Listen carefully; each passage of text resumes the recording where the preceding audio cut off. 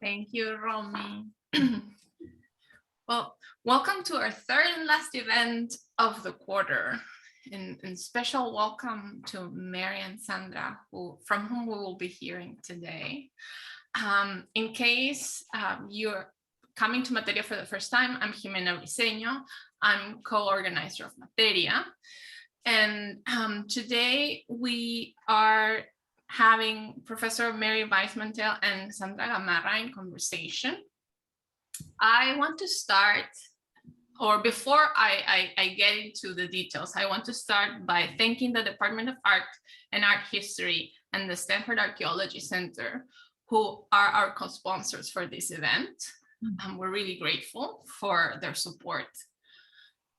Today, what we're gonna do is, I'm gonna do, I promise, really brief remarks and introductions of our speakers, and then they will each have some time to present on their work.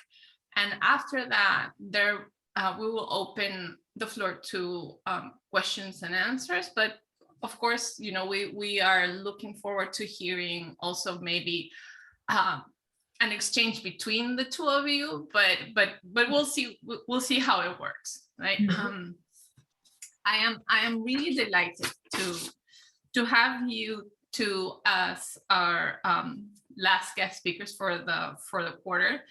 I think today's session brings to a close a very productive term throughout which we have been reflecting about political ecologies and different approaches to the coupling of these two terms. In our last session, we discussed the importance to imagine the place of organization of knowledge that do not become sovereign over others. So I think maybe that's a good starting point for this event we have today, because when we encounter Mary's and Sandra's work in dialogue, we note that, of course, apart from coinciding in the recourse to the Larco Herrera Museum and some of the objects in that collection, we can see that their work also shares in the ways in which they both, albeit from different practices and methods, open a possibility for us to learn and experience affectively, intellectually, aesthetically, with the images and objects in the modern museum apparatus. Mary and Sandra's research beyond the linear narratives of the museum call us to consider the situated power of things and images in our contemporary heterochronic world.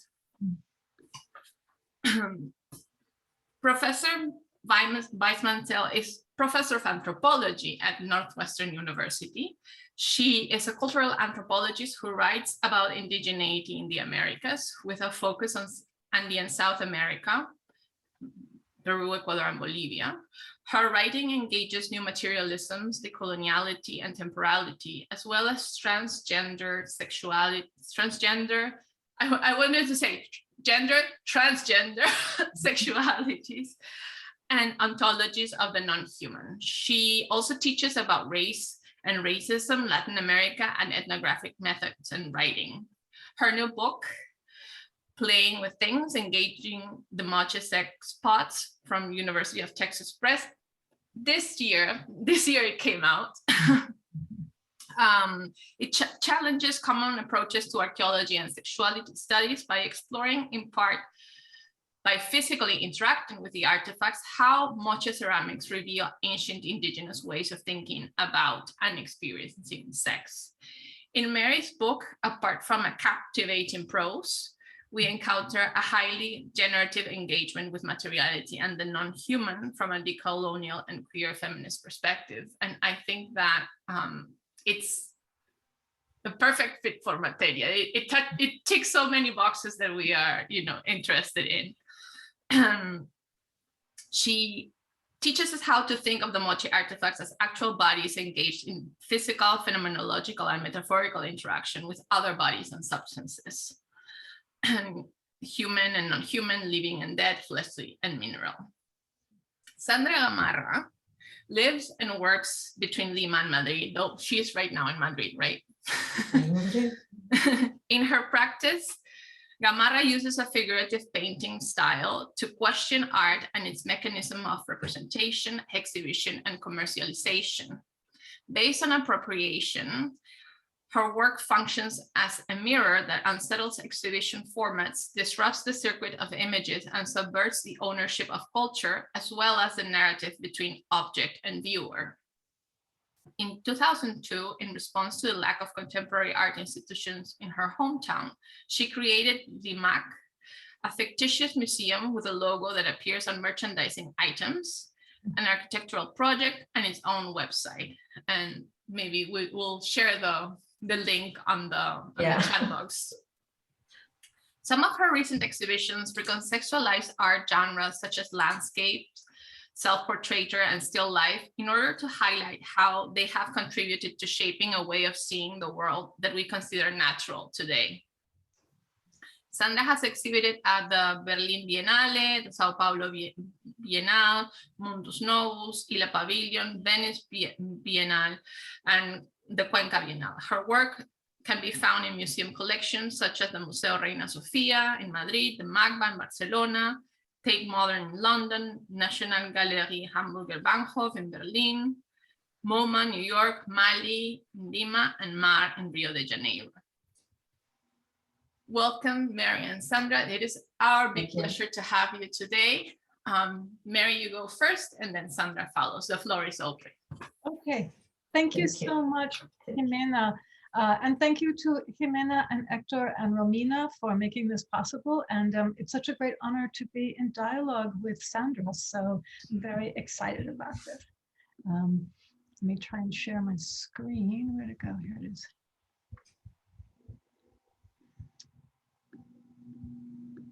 Sorry, it's kind of hiding me. There we go. Okay. Play. Good. Okay, so this is my book, Playing with Things, the Moche Sex Pots. I think you mostly invited me here to talk about playing with things, but let me just talk a little bit about the Moche Sex Pots and what they are. So Moche is the name that we give to a complex, stratified indigenous society from the first millennium AD, known for fine metallurgy and ceramics, monumental architecture, spectacular elite burials, become increasingly famous in the global tourism industry and located on the north coast of Peru. The ceramics that the Moche produced are considered to be among the finest ceramics of the ancient Americas, known for consummate craftsmanship. They're mostly found in tombs, although that's changing a little bit, and they were created by and for elites. Most of the ceramics that I talk about in the book and that are known, there's 100,000 Moche ceramics in museum collections around the world. They almost all come from looters' pits, so from looting action. So this is a photograph that I took from on top of Boca El Brujo, and all those little things that you see, those craters of the moon, those are all looters' pits, right? So these where the pots come from. Now, sex pots, what do I mean by that? Most of the writing that's been done about Moche ceramics have been about these pots, the effigies that are called portraits, retratos of leaders, and then the fine line painting, especially the scene called the sacrifice scene. When you actually walk into a storeroom full of Moche ceramics, you see hundreds of other kinds of things that are very rarely discussed. The really beautiful images of plants and animals, this kind of, sorry, my dog walker just arrived. The surreal and transformational imagery, and then images of female bodies and reproductive kinds of imagery. And then of course the sex pots, which are kind of, they've become a little more known, but it used to be when I first started talking about this, that archaeologists and people who taught pre-Columbian art would say like, oh, I never talk about those in class, you know? So it's just like people sort of rumored about, gossiped about, but didn't really talk about. Of course, you know, any tourist who's gone to Lima is bombarded with little cheap reproductions of the sex pot. So they have a certain kind of subterranean existence. But what I mean by sex pots are explicit depictions of sex organs and then of sex acts, whether between humans or between animals. So why study the sex pots? Jimena said that it'd be great if I talked about the process of how I came to write this book. So when I first started out, my goal really was pretty simple. I wanted to bring the Indigenous Americas into sexuality studies. I was directing a sexuality studies program at that time. I was so aware that in sexuality studies, for all its claim to diversity, the ancient world is just classical Greece and Rome. I mean, that is all that people ever talk about, despite the fact that there is, of course, abundant ancient art that depicts sexuality from all parts of the world. But once I started working on this project, the pots themselves changed it. They just changed the direction that I was going in. And they really took me from that kind of metaphor that was so powerful for all of us, I think, in the 1980s and 1990s, of reading, of textuality, to thinking about playing with things. So what I mean by that is a specific kind of method that I really developed by interacting with the ceramics. One thing I was really struck by is that a lot of people who write about the ceramics never actually interact with them at all. Like they just look at these drawings that have been reproduced in books, and those drawings were made, most of them in like the 1950s and 1960s. They're not actually ancient works of art at all. So to actually work, so the predominant method in pre-Columbian studies has been iconographic. And that's a great tradition. It's not like I'm trying to get rid of it, but that approach has a lot of disadvantages. One thing is, it means you can't talk about most of the pots. They only talk about the fine line paintings, really. So ceramics like this just get left off. And then it also, I think, though, forecloses on some of the most powerful interpretive possibilities of the Moche corpus.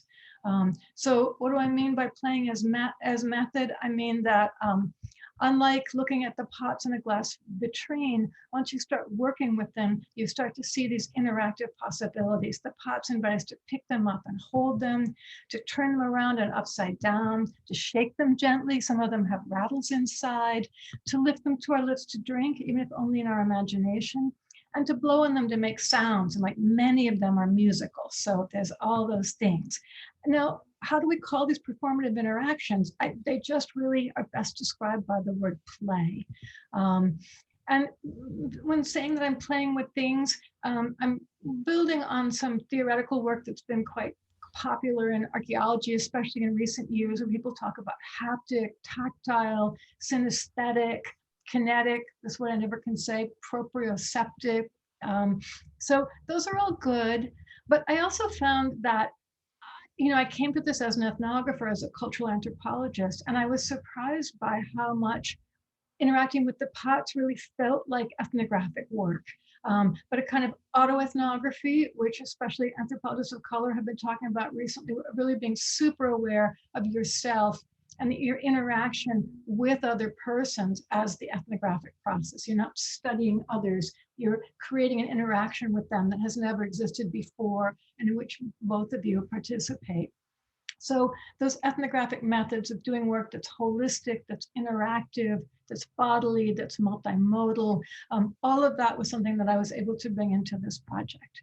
So, and in the book, I talk about these encounters that I had with the sex pots, many of which were humorous, embarrassing, confusing, whatever.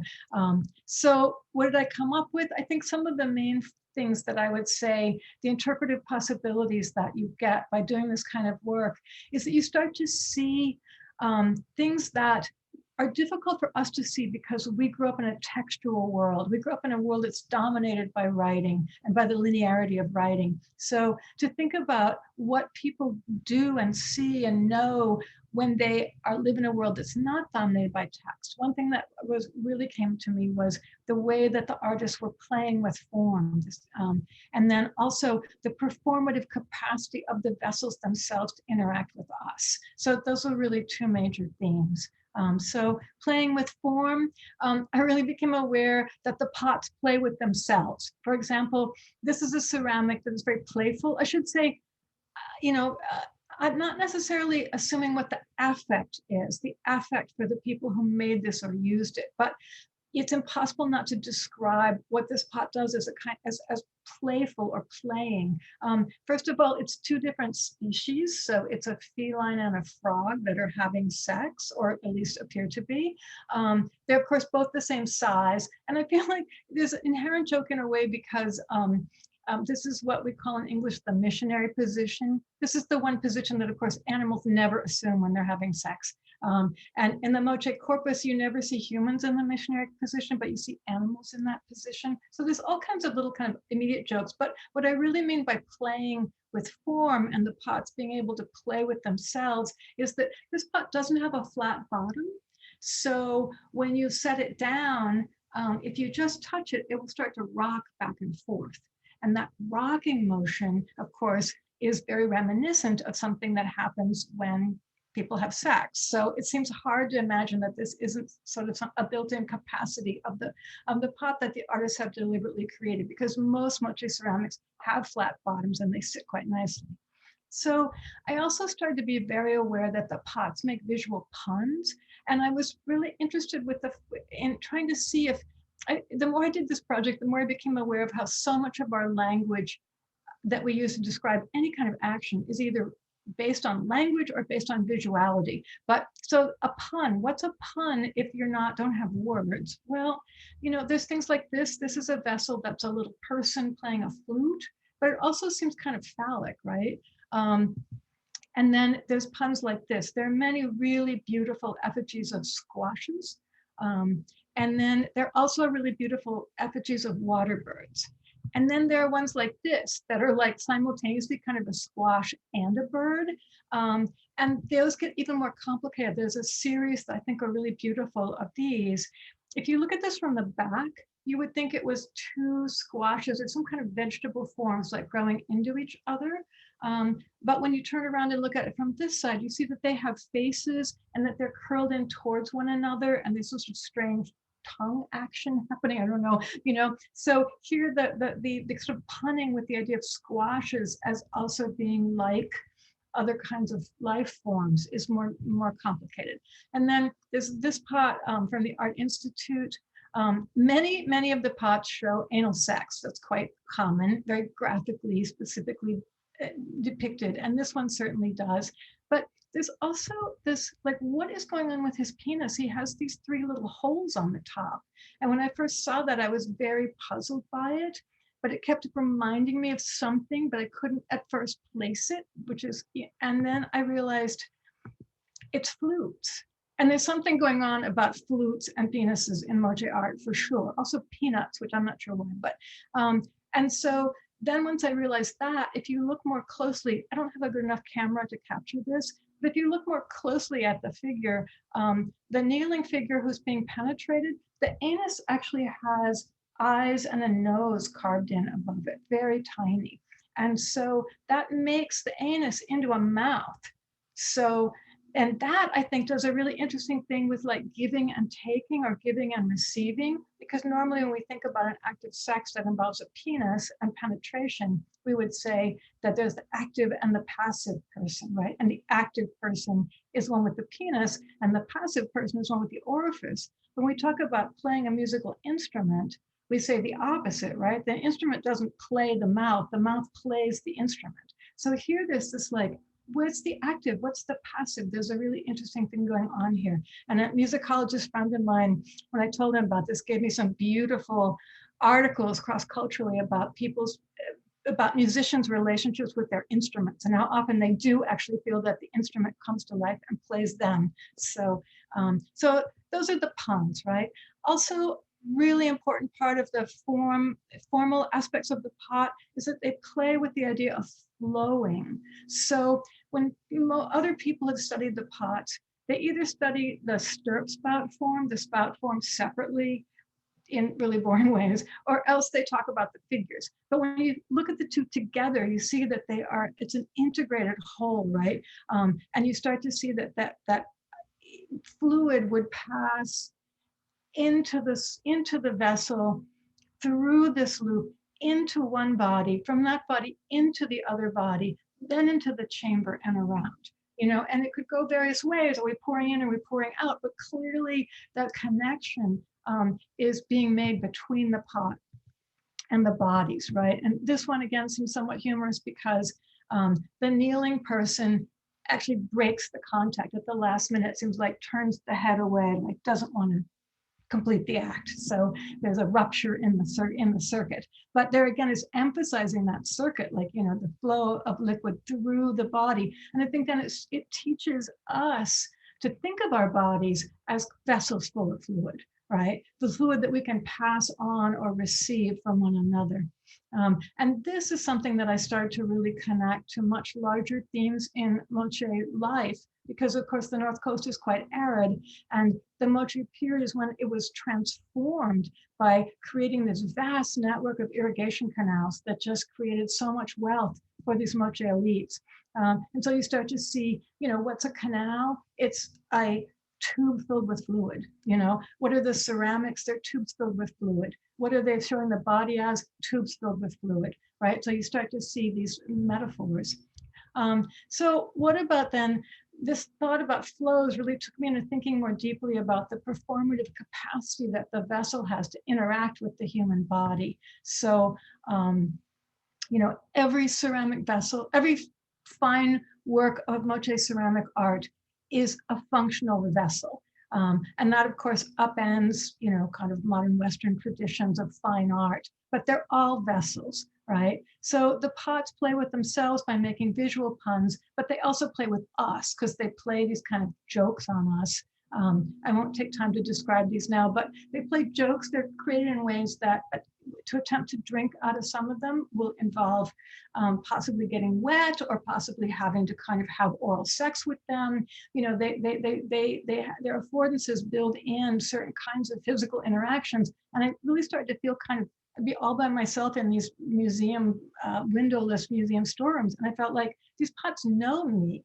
Like they never met me, but they know I have hands. They know I have a mouth.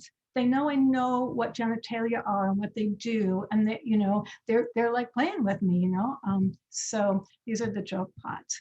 And this led me to think that Moche ceramics are not representations of bodies, right?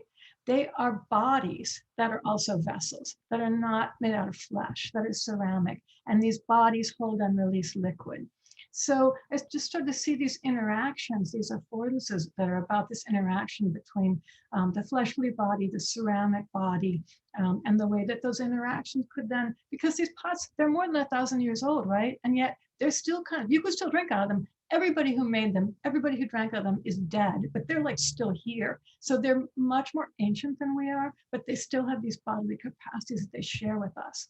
And again, I won't go into this in detail, but it's really important that these are found in tombs, and that tombs were places where people came and had rituals with their families, with their lineages. You know, the tomb is not a place that you close up and leave. It's a place that you go to all the time. And if you think about these drinking rituals happening with the ancestors, with the body, then you start to see that that notion that we can pass fluid on and pass it on across time through these ceramics starts to take on these larger kind of religious and sort of kinship meanings. So you get this circulation of vital fluids within the kin group. And then ultimately that also connects again to the movement of water throughout the whole North Coast ecosystem and the involvement of humans and ancestors and gods in that. So from sex to reproduction, from the living to the dead, and then to the circulation of water, from small things that you hold in a hand to the geophysics of a continent, that's where the pots ended up taking me. They also brought me here, and this is something I've been wanting to talk about, but also feel very shy and not able to. So this invitation was my, tempted me to try to do more. I want to also to think a lot about temporalities, and like I said, the fact that the ceramics are still here in vast numbers. And that in a way they represent the possibilities of the ancient past to lead us into a decolonial future. And this is where I think the work of contemporary artists is so important. And I've been thinking about this, but like I said, kind of afraid to talk about it. So I just want to talk about a few Peruvian artists who have an interesting kind of interaction with the ceramics. So one of them is Ana de Obregosa, who did this project called ¿Y qué hacemos con nuestra historia? And she created these things called the neowakos, right? The new wakos, the new ceramics. And they're very fun and they're really interesting and cool. And she really wanted to represent like contemporary Peruvians. But there is, I feel like the ceramics have multiple possibilities. And in some ways, her work really pulls on one side of that because she's got this photograph that she calls a self-portrait. And that's so reminiscent of this famous portrait of Rafael Larco-Fuel, who was, this hacendado and, an early collector and founded the museum. And here you see him kind of contemplating the pot, right? And there's a story that he tells about how his father had a huge collection, all of which he gave to, I believe, to the museum in Madrid, right, to the Prado. But he only saved one, which was a portrait pot, and he gave it to his son. And there's a very like kind of patriarchal, like here's this, wealthy man who owns this big sugar plantation, and he's passing this on to his son. And it's a portrait of a leader, right? An ancient Peruvian leader. And there's just something about that. It's also the pose, of course, is very reminiscent of the Hamlet images from the Western tradition. So I don't know. I feel like it's interesting, but the writing surrounding this project also really emphasizes kind of universal meanings. Who are we? What does it mean to be alive? Which is in the Hamlet soliloquy, right? And it also kind of traces this lineage of wealthy, powerful men. So it has those implications in it, which are in the art. I'm not denying they're in the art, but that's what she's kind of choosing to pull out. And that's interesting because I think it provides more context for other artists who've done very different things. Giuseppe Campuzano was this, as he called himself, transgender poet and philosopher who had this thing called the Museo Travesti, which moved around Peru. And one of the images, so he was interested in images like this, the portraits, like Ana de Obregoso, but he does this with it, right? He does this very like making fun, making them trans, which is part of his whole, the museo is like a series of iconic male figures from Peruvian history, some indigenous, some not, all reinvented as like these kind of silly transgender people as a way to subvert the patriarchy, the patriarchal vision of Peruvian history, right? And then this ceramic artist, Cuculi Velarde, who I talk about a little bit at the end of the book, takes, I think, that kind of subversive play even further. She's only interested in images of the female body, which already is a break. So she takes pieces like this and then makes pieces like this. And they're quite playful. She puts her own face on them. And then they have, you can't see these really, but the titles at the bottom are all taken from, she lives in the US and has since she was 25. And the lines at the bottom are all racist, sexist, humiliating things that she has heard, right, said to Latina women and indigenous women in the US. And so this is a series called Plunder Me Baby. And I think they're really amazing because I feel like, unlike say, Campuzano, she really like immersed herself in the ceramic tradition. Like these are quite beautiful in the way that the original Moche and other ceramics are, but then she's taking them into a very, using them to get into dialogue with some very contemporary political issues. And she also has interesting things to say about the idea that the pots in the museums are dead, right? There's that whole indigenous critique about museums killing works of indigenous art, and making them dead. And so she talks about how she's bringing them back to life, and you can see in the exhibit, like if the cases are jammed, they're overflowing, there's like so much life going on, and so many jokes and so many genitals and just wild, And then she has this newer series called A Mi Vida that was very interesting to me because it is about getting beyond the visual.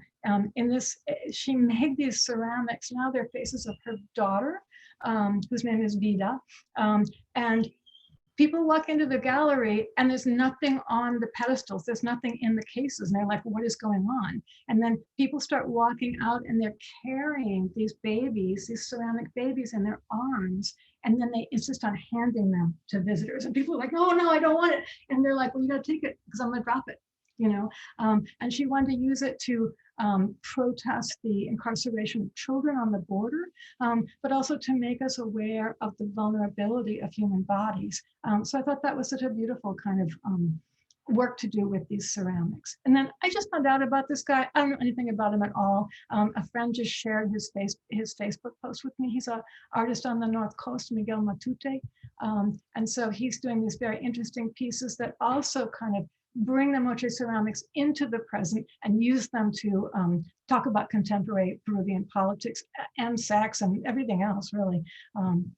So just in conclusion, I think that what these artists show us is that rather than being dead and captive and colonized, ancient indigenous art has this capacity to be, instead, to be living, to be non-human, and to be what I call acolonial. So what I mean by acolonial is, you know, the post-colonial movement said we can never escape colonialism, right?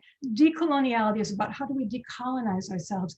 The ceramics, like, what's so great about them is they kind of don't really give a shit what we are doing now. You know, they were made in their own time, and they're acolonial. Like, they're not about engaging with or resisting the European tradition. They just were part of like their own thing. And that means that each generation that looks at them can bring new things out of them and bring them into the present, but they're always somewhat resistant to that, right? They've always got their own thing going on, which makes our interaction with them kind of endlessly generative.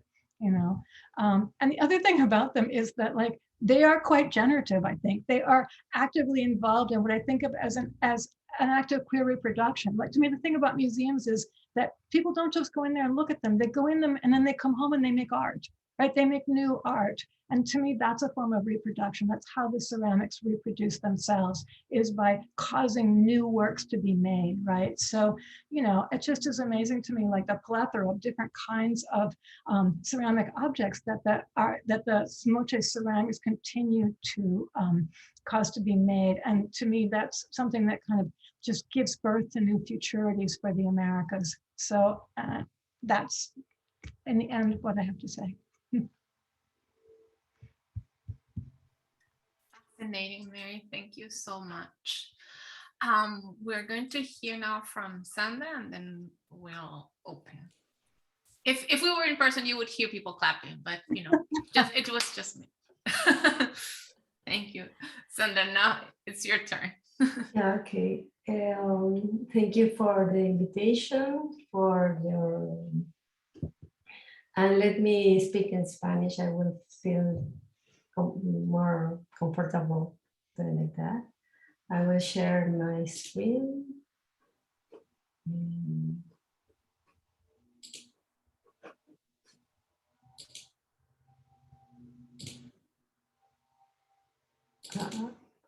It's okay. Oh, sorry. I don't know what happened here.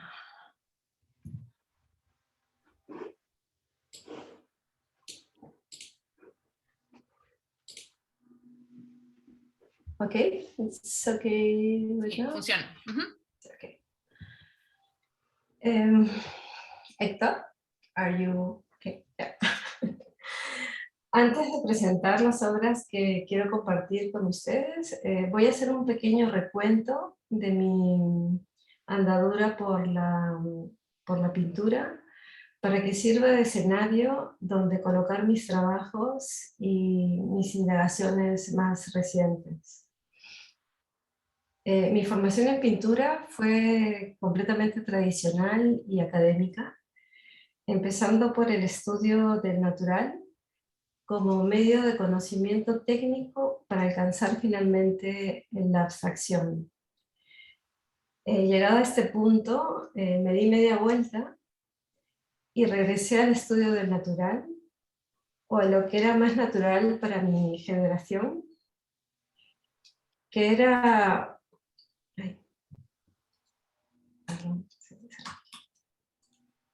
Era básicamente copiar todo lo que nos interesaba directamente no desde el natural visto por los ojos, sino por lo que venía representado en revistas, multiplicado en catálogos.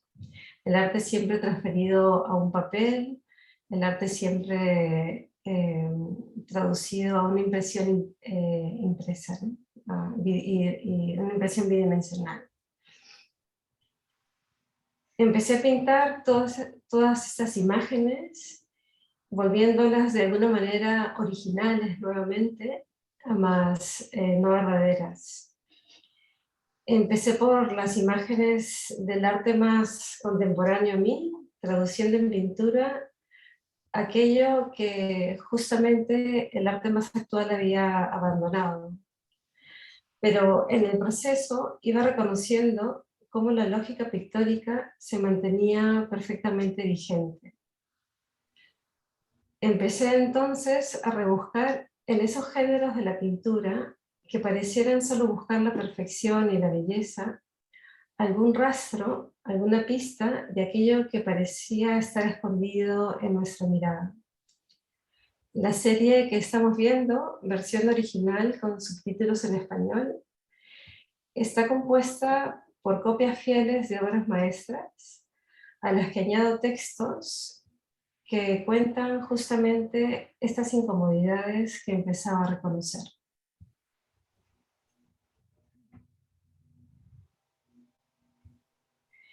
Y empecé a encontrar en la fotografía de prensa, esa que parece neutral y por tanto más cercana a la realidad, rastros de esta herencia.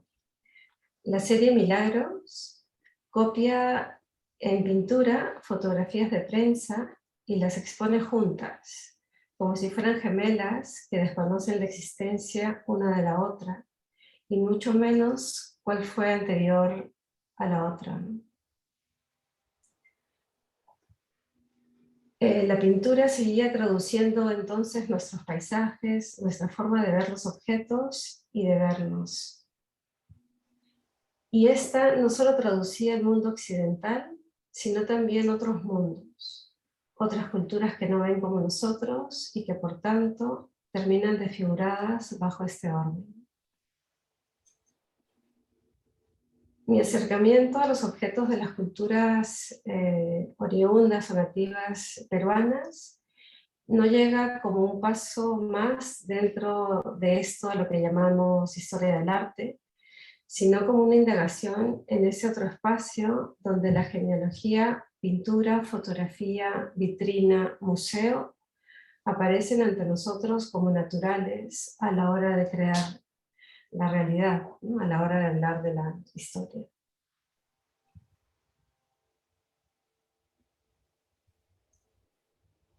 La primera pieza que hice, bueno, ya entrando a materia, la primera pieza que hice copiando objetos incas fue el segundo cuarto del rescate, en el que pinté 114 objetos de los muchos encontrados en las excavaciones arqueológicas en Machu Picchu.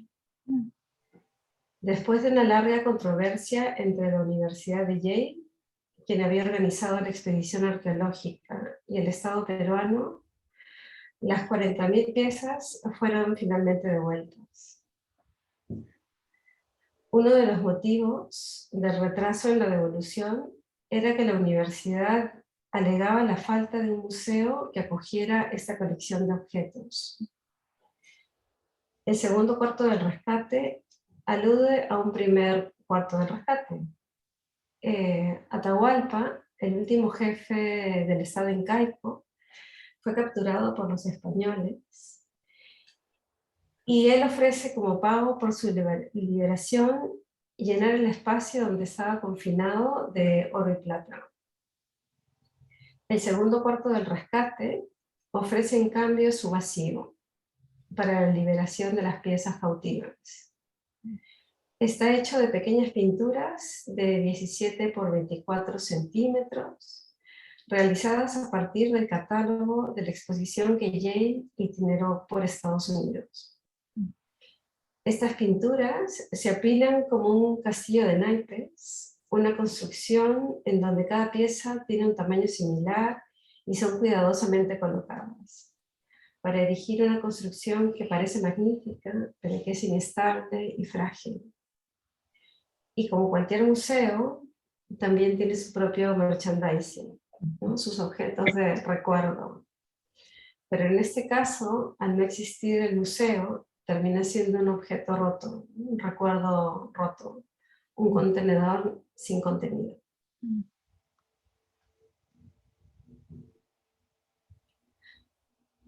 La sala del ostracismo es la segunda pieza que hago a partir de ceramios de las culturas precolombinas. Esta vez pertenecientes a colecciones españolas y que copio a partir del archivo digital Ceres, que aglutina todas las colecciones españolas en línea.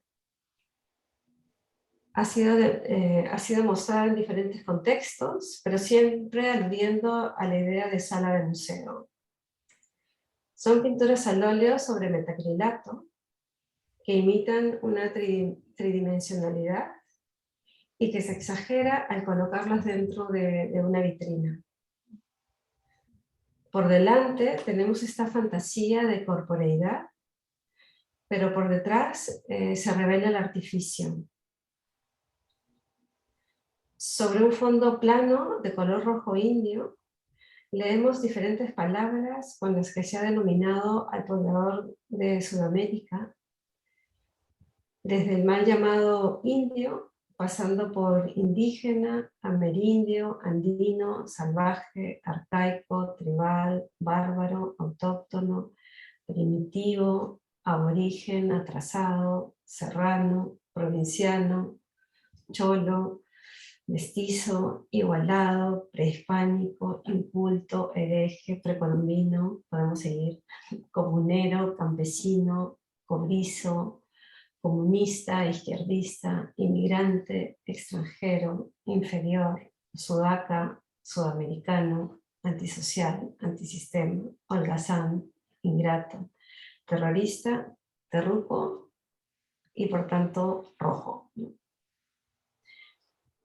Pero estas vitrinas solo contienen finas capas de pintura. Las vasijas representadas han perdido la capacidad de contener para terminar siendo la ilustración de un concepto.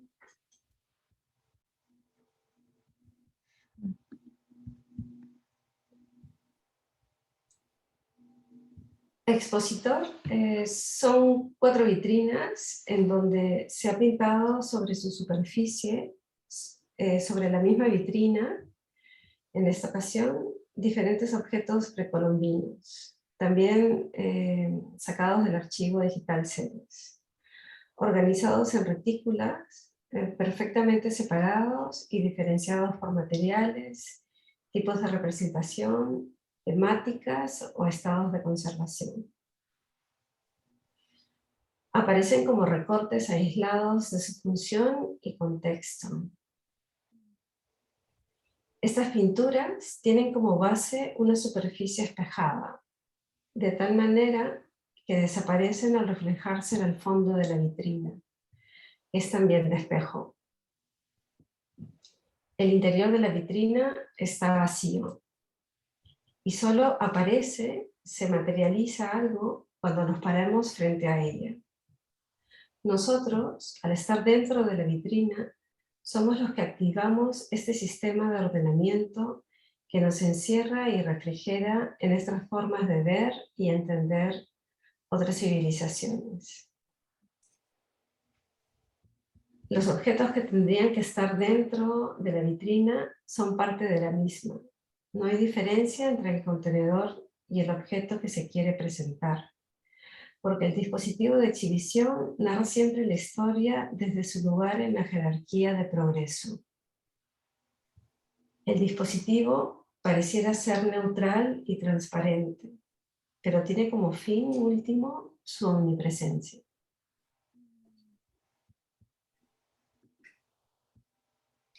En este escenario, los objetos representados son fantasmas, ¿no? Sombras de lo que son o de lo que no podría contar.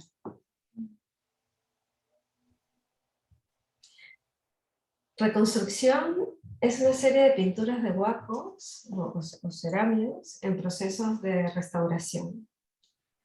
Están pintados sobre facsímiles de las ilustraciones de la Real Expedición Botánica al Reino de Nueva Granada, culminada en 1816. Aquí se encuentran dos maneras de relacionarse con el saber.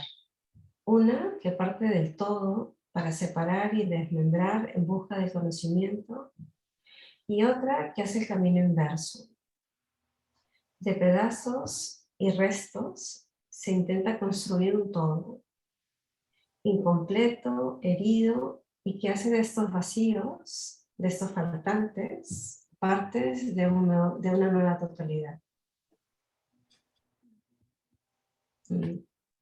Más que sugerir de qué otras maneras podemos acercarnos a los objetos producidos en esos otros contextos, que tal vez Mary ya nos ha dado aportes de cómo hacerlo. Indago en cómo en nuestra angustia por conservar, puesto que nuestra visión lineal del tiempo y el espacio nos obliga a correr en contra de aquello que parece desaparecer, recortamos y encasillamos saberes y órdenes, haciendo de ellos una parodia de nuestro pasado, tratando de traducir en ellos todo aquello que estamos dejando en el tiempo, haciéndolos ejemplo de lo que es atrasado o errado. Sí. Gracias.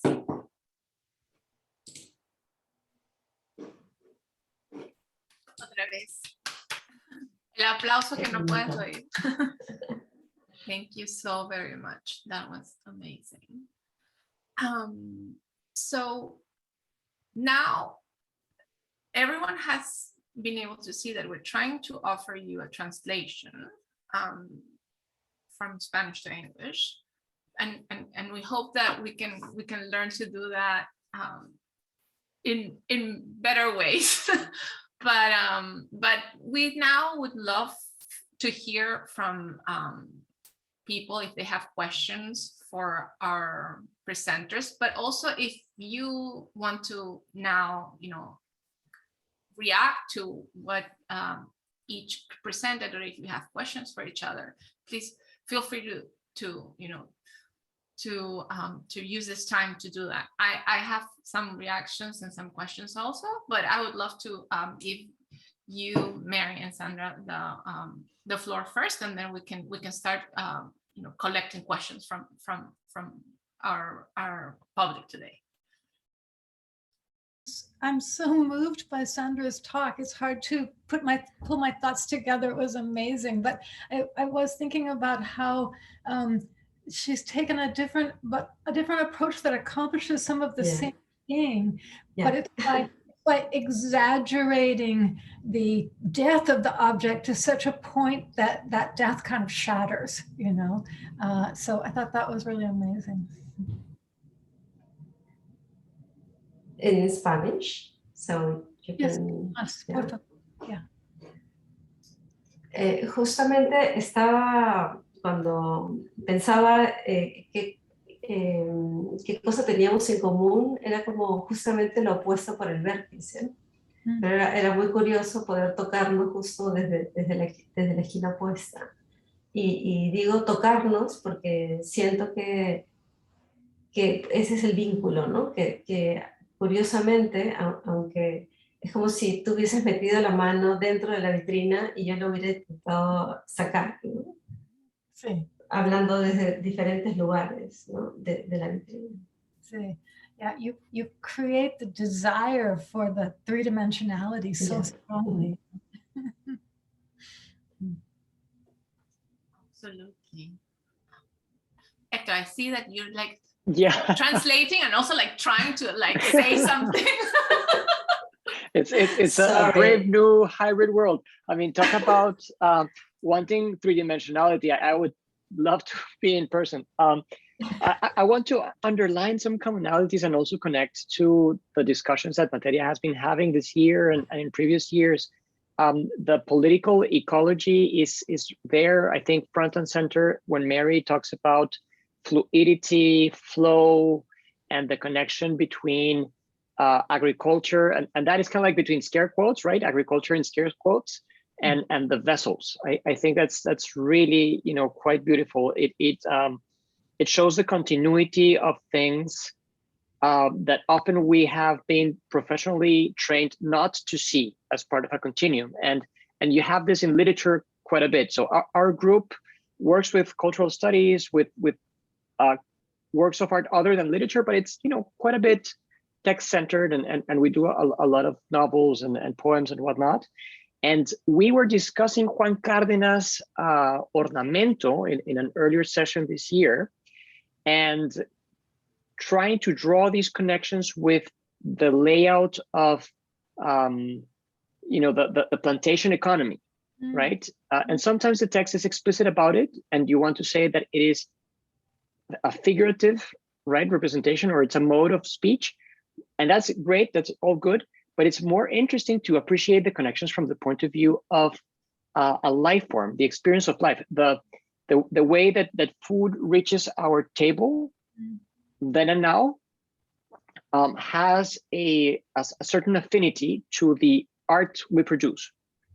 And there's ways of historicizing this, as you have done, you know, so brilliantly, Mary, and I think also Sandra, as you have operationalized. I mean, there's a lot of thought that goes into your work, and ultimately it is resolved though in plasticity, in something you do with your hands, and that is very laborious. So it is integrated, you know, it's this thinking with one's hands that is so astounding. So, you know, these are a couple of reactions of excitement to what we just heard. I have one more of those, and then I'll ask a question. So the other one has to do with the problem of the decolonial versus the acolonial or the post-colonial. There is, I think we're living in a different critical moment when something like the acolonial that you just articulated, Mary, makes sense to us. I see how this is a different agenda. I would love to hear more also about this, because it rubs contrary to, say, Walter Mignolo wanting to bring us back to the IU and the, you know, primitive and wise communism of the Andes.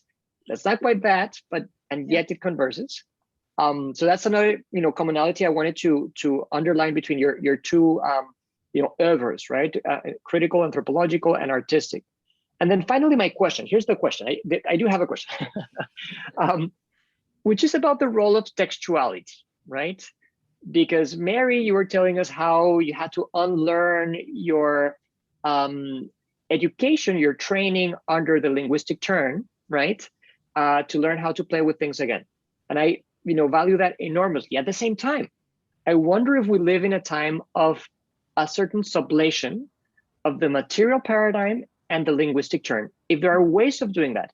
And here's where I'd like to point at Sandra's work, which is painting, but has texts, you know, through and through, and sometimes actually, you know, crisscrossing over the case painting. So any thoughts you might have about textuality, I'd love to hear them. And thank you again so much. These have been wonderful, wonderful talks.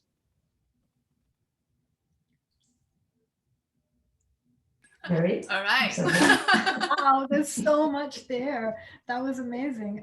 About political ecology, one thing I wanted to say is that, you know, at the beginning, I talk about like how the problem with studying sex in the ancient world is that our big interlocutor for talking about sex is Foucault, but Foucault is so clear that there is no sexuality before modernity, you know? And so I started out with that and I wasn't sure where I would go with it. And then the pots just took me in all these other directions. And at the end, I'm like, wow, I feel like there is a kind of an archaeology of sex here that is indigenous, and it's so different because it did take me in the direction of reproduction, of death and the ancestors, and then of the ecosystem of water, of, you know, water and life. And I felt like those are not things that are in Foucault's sexuality, you know, which is all about repression and like other things. So I thought, I don't know where that fits in, but so there is a political ecology of sex in the book, I guess. So just to bring the sex and the political ecology together. But in terms of the way that the art that we make always being, of course, part of our political ecology, our political economy, absolutely. And something that I think is so moving about art from the ancient Americas is that it wasn't produced in a commodity culture, you know, and I really noticed that we often only think that the work of art is meant to be consumed as a finished product, you know, and yet there's so much artistic production in the ancient Americas where the meaningful moment is when the artist is making. Like they don't even care about what happens afterwards, or what happens afterwards is like you bury it or you destroy it, or, you know, and there's a whole, like the history of textile technology in the Andes is one where people kept making more and more complicated and time-consuming ways to make textiles. You know, whereas, you know, in Europe, you start to get looking always for labor saving, time saving, you know, make it less, get it to the commodity phase sooner. And so I don't know what to make of that exactly, but I think it's fascinating. But I do worry about the acolonial. And you mentioned, you know, the decolonial authors are so fantastic, but they're at their worst when they fall into that kind of romantic primitivism about indigenous people, and they're like quoting their maids but not naming them, and you know.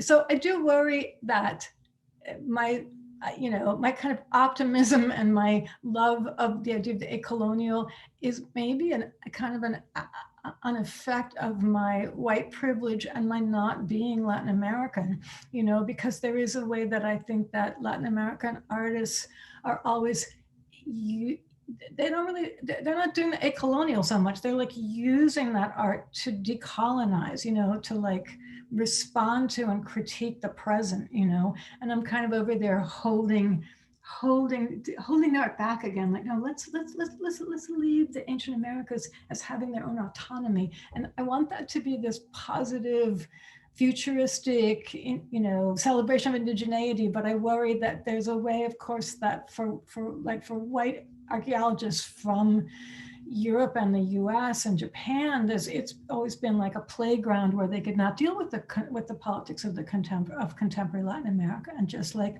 you know, kind of have fantasies about the ancient past. So I do worry about that.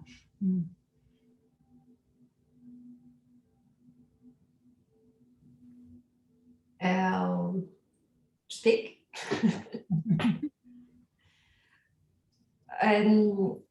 En mi última exposición en Madrid,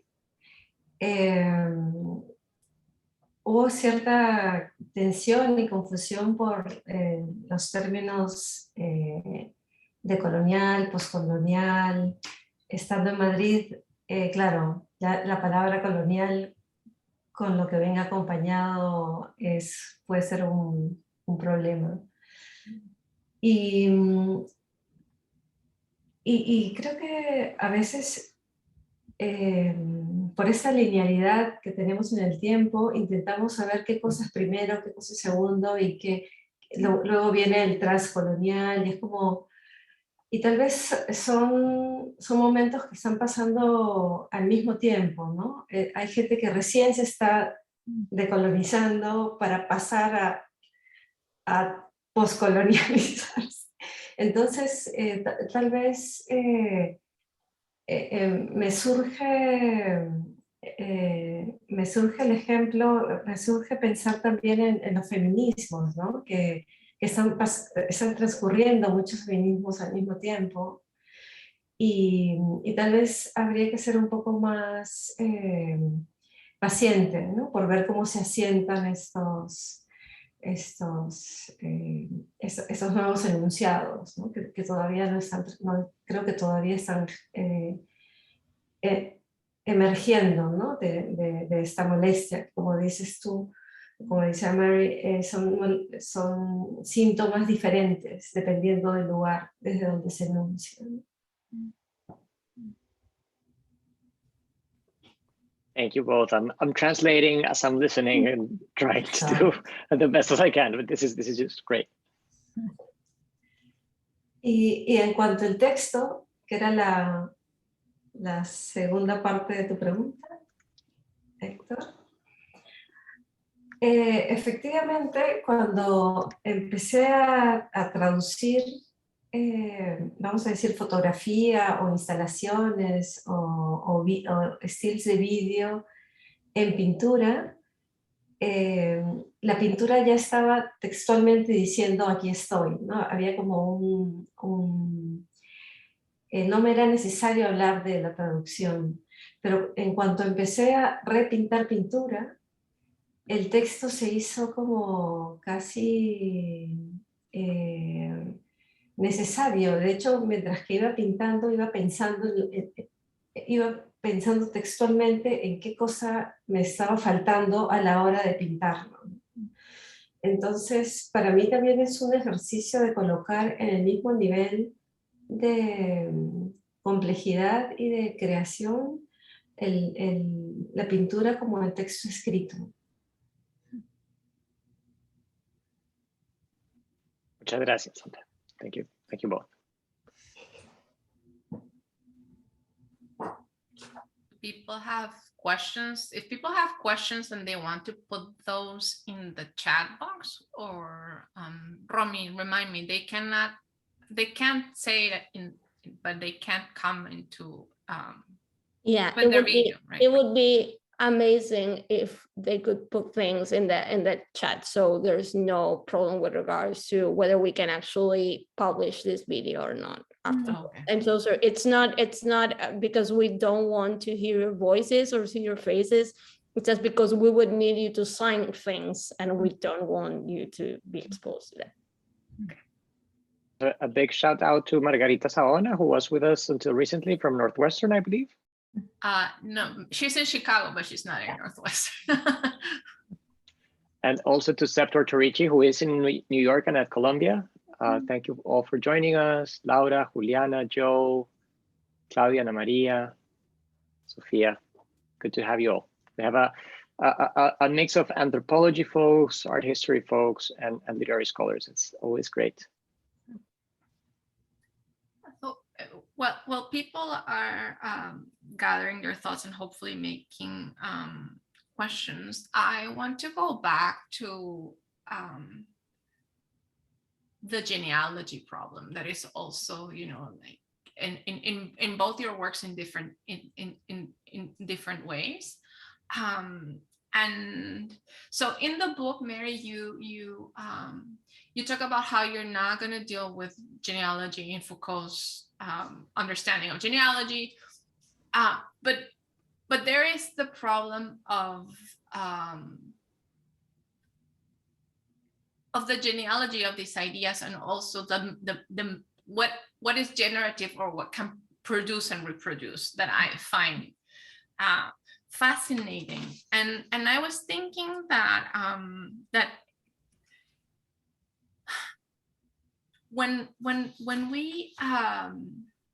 you were showing us the Larco Hoyle self-portrait, I was thinking that there's always the problem of genealogy there also, in that the stories we tell about these objects are always genealogical in the way in which they got into the collections, or in the way in which we have to make that time of our past, right?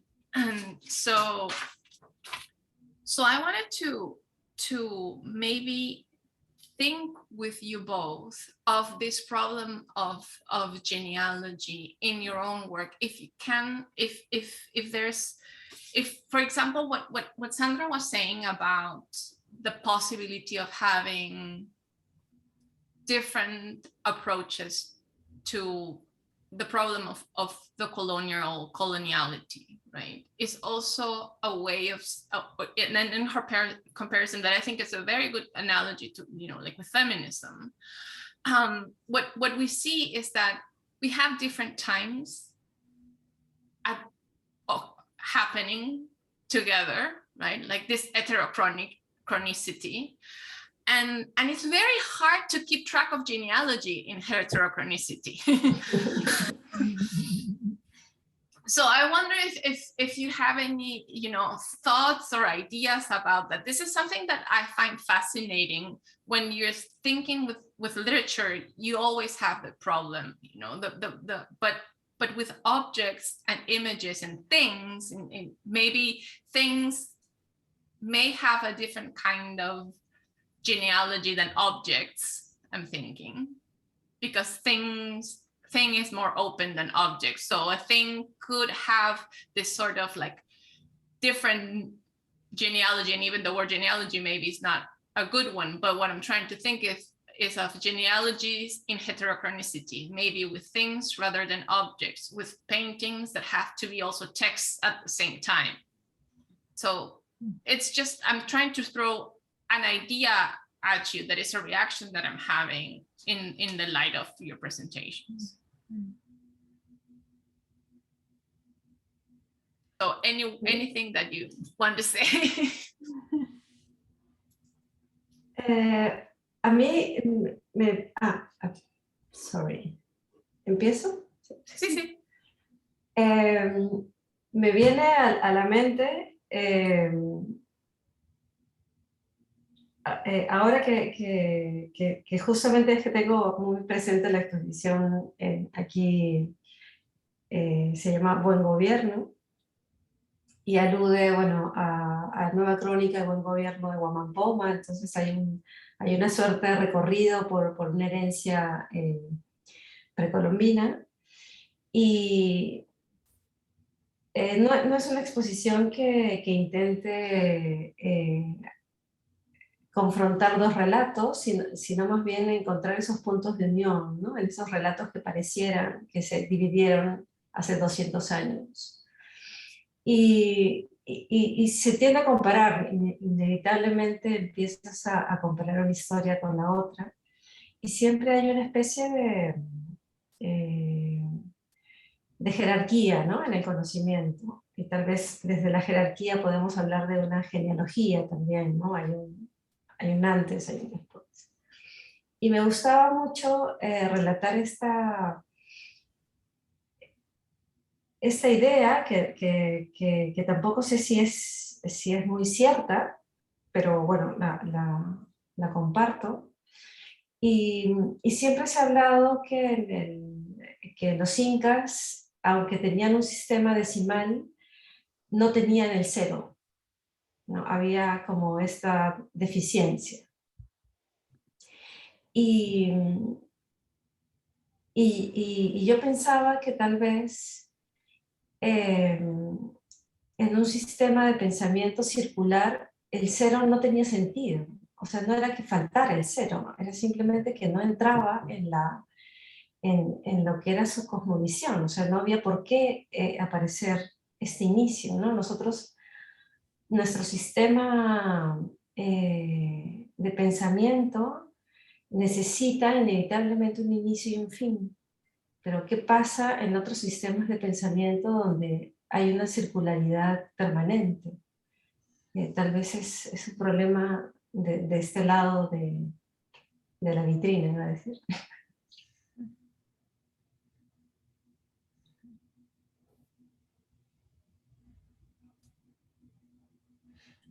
Your answer has made me understand more about the Juan Poma with the papas, you know, which I, you know, when I saw it, it just made me laugh out loud immediately. Like I just loved it, you know. And I also was like, what is it? I don't know what it means, but I love it. But now the way that you answered this question made me see more in it. And yeah.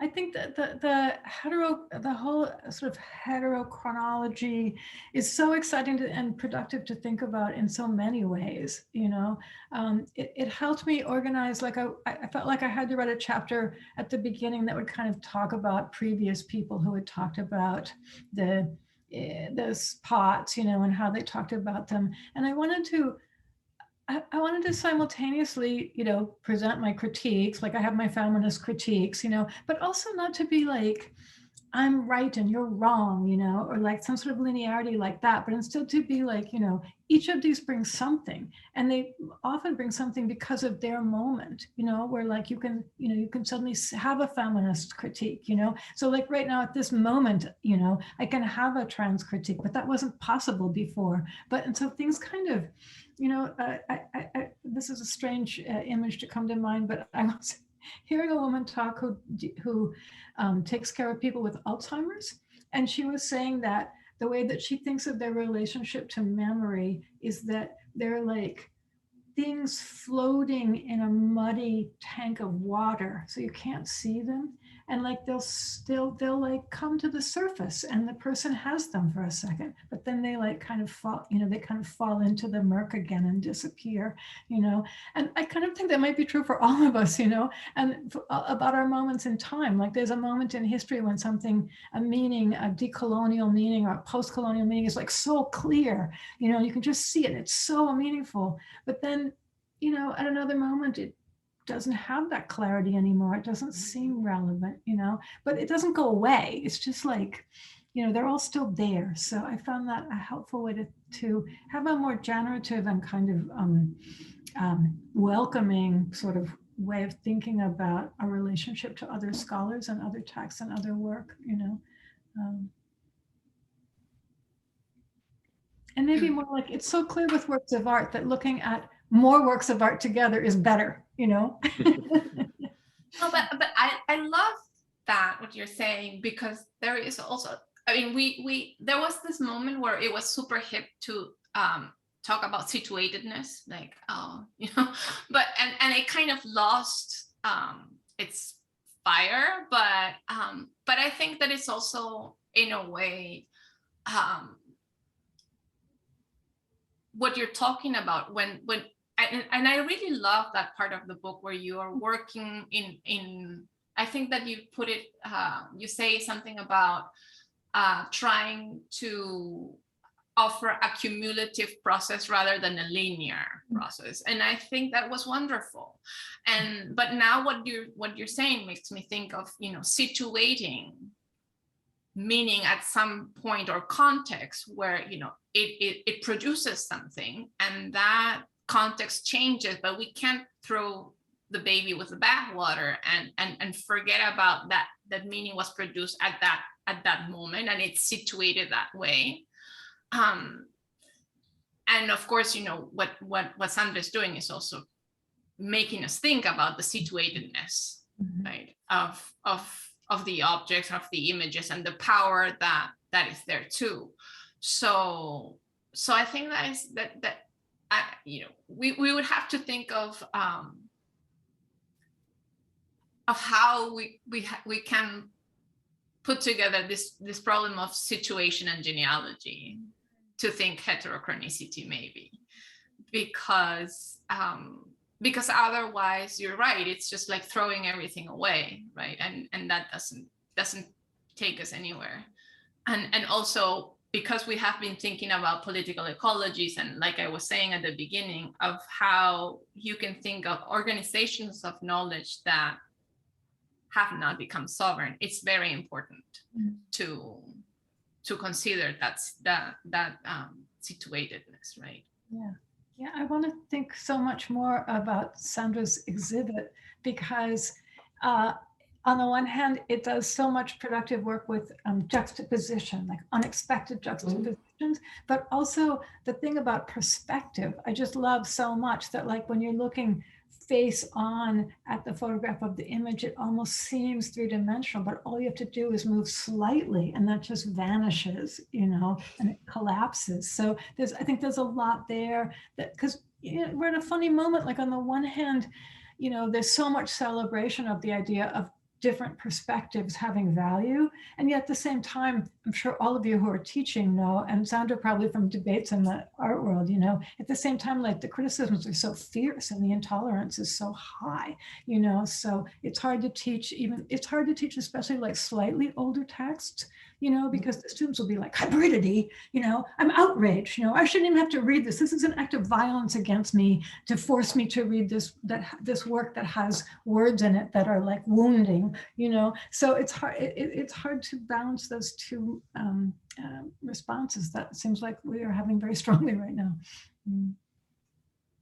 And you are, you've written about pieces that by themselves, in a certain like Puritan cultural mindset, are taboo and risky just by the fact of being there, which they don't have to be at all, right? But I can imagine awkward conversations with students for sure. I have a couple of very factual questions and super short, and we're probably bringing this to a close. Mary, also for the benefit of our public now and in posterity, because these videos last a lifetime, right? So what percentage of the 100,000 pots that are, still with us are sex pots? You would describe as sex pots? That's a really difficult question. It's a difficult question for a number of reasons, but first of all, it's a very small percentage. Like most Moche ceramics are not sexual, but it's difficult to answer partly because you get into this definitional question of what's a sex pot. I mean, there's many, there's many. Sandra reproduces one of them. There's many like the captured prisoner, who is being humiliated because his genitals are exposed. So like, is that a sex pot? I mean, there's genitals there. I don't know, so there's those questions, what is and what isn't. And once you start seeing like the metaphors and the way that each pot refers to other pots, and so it's hard for that reason. But a trickier reason is actually what you were referring to with the Puritanism, is that there's been a process of the corpus that we know now is not what is that corpus, right? It's changed over time in two ways. So one is that many pots have been destroyed. So, and like, when I went and looked at the collections at Harvard at the Peabody Museum, they have a story which might be apocryphal, that the guy who bought them for the museum had bought, he just went to Lima and said, I want as many of these as you can get me. And then they were in crates, and he was opening the crates to make sure that there were actually pots in there. And he saw the ones that were pornographic, and he smashed them.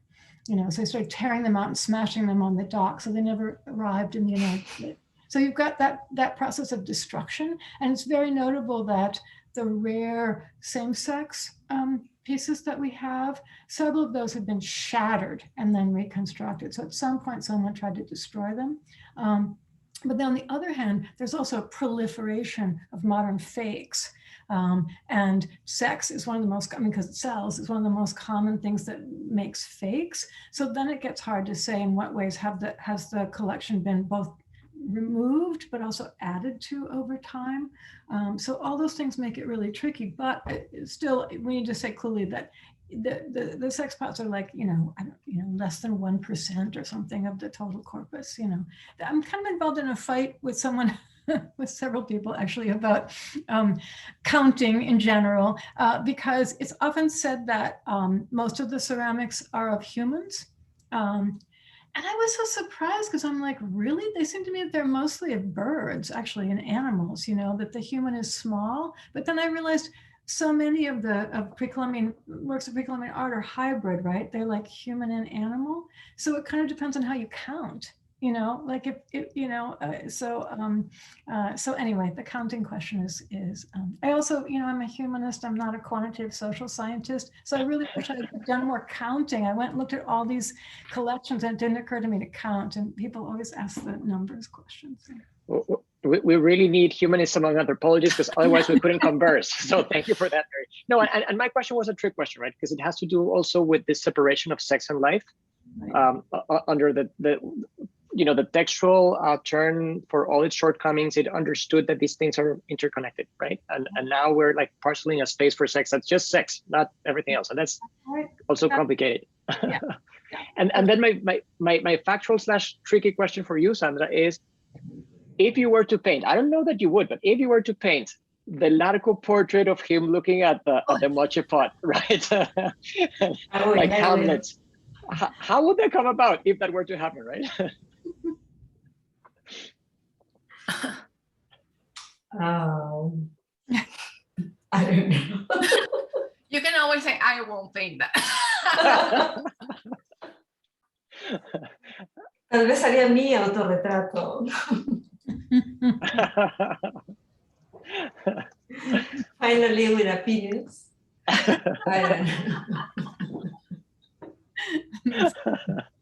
Okay. No, antes estaba pensando, solo para apuntar, para cerrar el tema de las varias lecturas, ¿no? ¿Qué pasa con esta multiplicidad de perspectivas? Y a veces pasa Lo mismo con las piezas de arte, ¿no? Y este dicho que a mí me escarapea el cuerpo cuando dicen, la obra habla por sí misma y cada quien entenderá lo que pueda.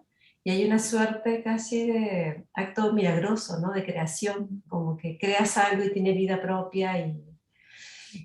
Y en esta última exposición, debido a esta situación, esta coyuntura un poco enredada que hubo, el curador y yo hemos hecho una suerte de proliferación de visitas guiadas y ha sido como muy interesante fijar una lectura y volver y tal vez retrotraernos a un momento casi ancestral, vamos a decir, donde creo que el arte, o lo que llamamos arte ahora, era una suerte de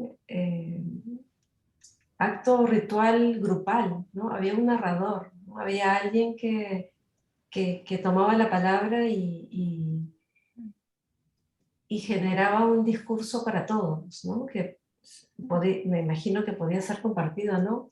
Pero había, como decía Mary, un momento cristal, ¿no? Donde se cristalizaba un pensamiento común o un momento común.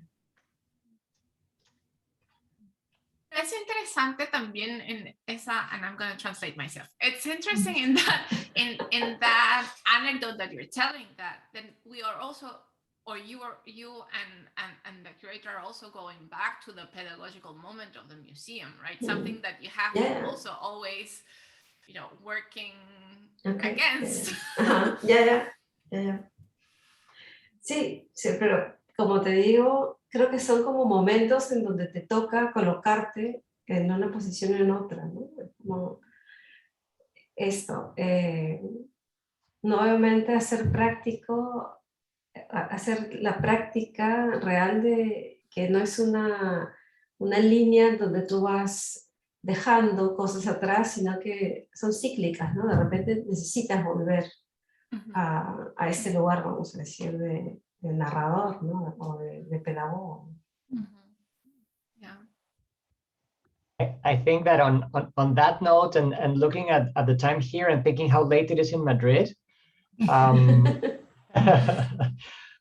guess we'll close this quarter. I'd like to thank Romina Weinberg, who's been, amazing as always, making this happen, and everyone who joined us for the series this quarter. We're almost out of the hybrid pandemic and almost returning to in-person events, but it's going to be a while. So thanks to everyone for your patience and your grace. I know that it is bittersweet, right, to be together and not to be together, but hopefully we'll repair that in the foreseeable future. With that, Jimena, no sé si quieres cerrar, añadir algo más, o Romy. Just to thank Romy again, and maybe ask her if she wants to click the recording button so we can say goodbye in a more informal way.